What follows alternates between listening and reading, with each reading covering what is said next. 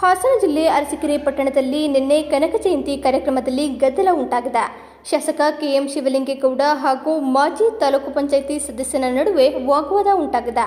ಅರಸೀಕೆರೆಯಲ್ಲಿ ನಿನ್ನೆ ನಡೆದ ಕನಕ ಜಯಂತಿ ಕಾರ್ಯಕ್ರಮದಲ್ಲಿ ಮಾತನಾಡಿದ ಕುರುಬ ಸಮಾಜದ ಶಿವಾನಂದ ಮಹಾಪುರಿ ಸ್ವಾಮೀಜಿ, 4 ಬಾರಿ ಶಾಸಕರಾಗಿದ್ದಾರೆ. ಗಂಗೆ ಮಡು ಗಂಗಾಧರೇಶ್ವರ ದೇವಸ್ಥಾನಕ್ಕೆ 2 ಕೋಟಿ ವೆಚ್ಚದಲ್ಲಿ ರಸ್ತೆ ಮಾಡ್ತೀನಿ ಎಂದು ಸುಳ್ಳು ಹೇಳಿದ್ರೆ. ಬರೀ ಭಾಷಣಕ್ಕೆ ಸೀಮಿತರಾಗಿದ್ದೀರಿ.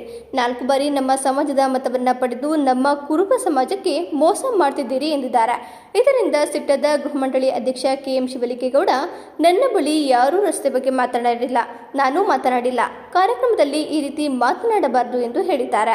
ವೇದಿಕೆ ಹತ್ತಿ ಬಂದ ಮಾಜಿ ತಾಲೂಕು ಪಂಚಾಯಿತಿ ಸದಸ್ಯ ಮಂಗಳಾಪುರ ನಾಗರಾಜ್, ಸಿದ್ದರಾಮಯ್ಯ ಅವರು ಬಳಿ ಮನವಿ ಮಾಡಿದ್ದೇವೆ, 2 ಕೋಟಿ ರೂಪಾಯಿ ಕೊಡ್ತೀವಿ ಎಂದು ಭರವಸೆ ನೀಡಿದ್ದಾರೆ ಎಂದು ಹೇಳಿದ್ದಾರೆ. ನೀನು ಯಾರು ಹೇಳಲು, ನಿಂದು ಇದೇ ಆಯಿತು, ಅದಕ್ಕೆ ನಿಮ್ಮ ಸಹವಾಸಕ್ಕೆ ಬರಲ್ಲ ಎಂದು ಕೆಎಂ ಶಿವಲಿಂಗೇಗೌಡ ಗರಂ ಆಗಿದ್ದಾರೆ. ಸ್ವಾಮೀಜಿಗೆ ಸನ್ಮಾನ ಮಾಡಿ ಕೆಎಂ ಶಿವಲಿಂಗೇಗೌಡರು ಹೊರಟಿದ್ದಾರೆ.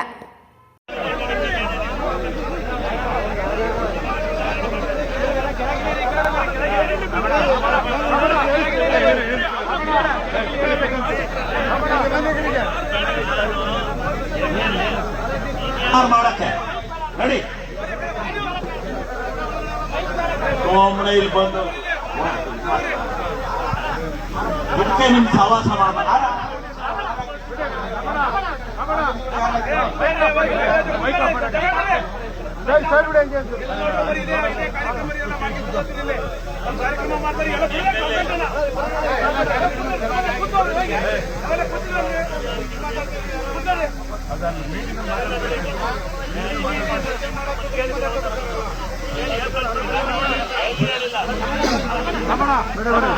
ದಯಮಾಡಿ ಪರಮ ಪೂಜ್ಯ ಶ್ರೀ ಡಾಕ್ಟರ್ ಶಿವಾನಂದಪುರಿ ಮಹಾಸ್ವಾಮೀಜಿಗಳಿಗೆ ಆಯೋಜಕರಿಂದ ಸನ್ಮಾನವನ್ನ ಮಾಡಿಕೊಡ್ಬೇಕು. ಪರಮ ಪೂಜ್ಯರ ಆಶೀರ್ವಾದವನ್ನು ಪಡೆಯಬೇಕು ಆಯೋಜಕರಿಂದ.